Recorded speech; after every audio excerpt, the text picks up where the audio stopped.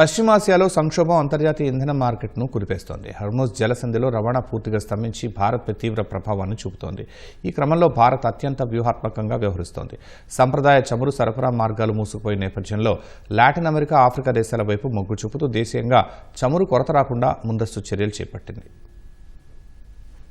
మధ్యప్రాచ్యంలో సంక్షోభం వల్ల ఏర్పడిన భారీ చమురు లోటును భర్తీ చేసేందుకు భారతీయ రిఫైనరీలు అత్యంత వేగంగా తమ వ్యూహాన్ని మార్చాయి. లాటిన్ అమెరికా, ఆఫ్రికా దేశాల నుంచి ముడి చమురు కొనుగోళ్లను వేగవంతం చేశాయి. ముఖ్యంగా వెనిజువెలా, బ్రెజిల్, అంగోలా, నైజీరియా దేశాల నుంచి దిగుమతులను గణనీయంగా పెంచాయి. భారత్ కు చమురు సరఫరా చేస్తున్న టాప్ 5 దేశాల్లో రష్యా ప్రథమ స్థానంలో ఉండగా రెండో స్థానంలో యుఏఈ ఉంది. 3, 4, 5 స్థానాల్లో సౌదీ అరేబియా, బ్రెజిల్, వెనిజువెలా ఉన్నాయి. గత నెలలో భారత్ రోజుకు 45.7 లక్షల బ్యారెళ్ల చమురును దిగుమతి చేసుకుంది. రష్యా నుంచి వచ్చే చమురు దిగుమతుల్లో ఏప్రిల్ నెలలో కొంత తగ్గుదల నమోదైంది. మార్చితో పోలిస్తే రష్యా నుంచి దిగుమతులు 29.4% తగ్గి రోజుకు 16 లక్షల బ్యారెళ్లకు పరిమితమయ్యాయి. అటు యుఏఈ నుంచి 6,69,700 బ్యారెళ్ల ముడి చమురును భారత్ దిగుమతి చేసుకుంది. సౌదీ అరేబియా నుంచి 6,19,500 బ్యారెళ్ల దిగుమతి జరిగింది.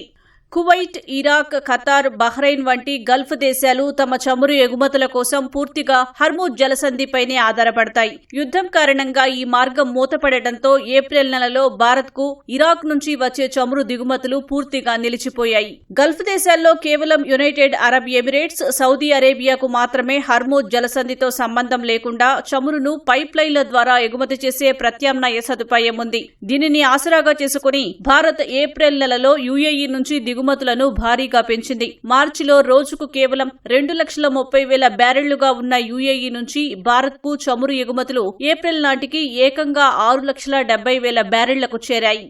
ఈ సంక్షోభంలో అత్యంత ఆసక్తికరమైన పరిణామం చోటు చేసుకుంది. దాదాపు 7 ఏళ్ల విరామం తరువాత భారత్ తిరిగి ఇరాన్ నుంచి చమురు దిగుమతులను పునరుద్ధరించింది. అంతర్జాతీయంగా చమురు ధరలను స్థిరంగా ఉంచేందుకు అమెరికా ప్రభుత్వం భారత్ కు తాత్కాలిక మినహాయింపు ఇచ్చింది. ఈ వ్యూహాత్మక మినహాయింపుతో ఏప్రిల్లో భారత రిఫైనరీలు ఇరాన్ నుంచి ముడి చమురును దిగుమతి చేసుకున్నాయి. అలాగే ఒపెక్ కూటమిలో జరిగిన కీలక మార్పులు కూడా భారత్ కు సానుకూలంగా మారాయి. చమురు ఉత్పత్తి కోటాల ఆంక్షల నుంచి విముక్తి పొందేందుకు యుఏఈ మే నెలలో ఒపెక్ కూటమి నుంచి అధికారికంగా వైదొలిగింది. దీనివల్ల భారత్ కు యుఏఈ నుంచి మరింత సులభంగా తక్కువ ధరకే ముడి చమురు లభించే అవకాశం ఏర్పడింది.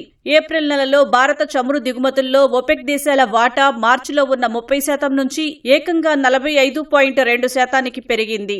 పశ్చిమాసియా యుద్ధం కారణంగా సంప్రదాయ చమురు సరఫరా మార్గాలు మూసుకుపోయినా భారత్ తన దౌత్య, వాణిజ్య చతురతతో ఇంధన సంక్షోభాన్ని సమర్థవంతంగా ఎదుర్కొంటుంది. ఇరాక్ నుంచి సరఫరా నిలిచిపోయిన తరుణంలో అటు రష్యాను అగ్ర సరఫరాదారుగా కొనసాగిస్తూనే ఇటు లాటిన్ అమెరికా, ఆఫ్రికా దేశాలతో కొత్త సంబంధాలను బలోపేతం చేసుకుంటోంది.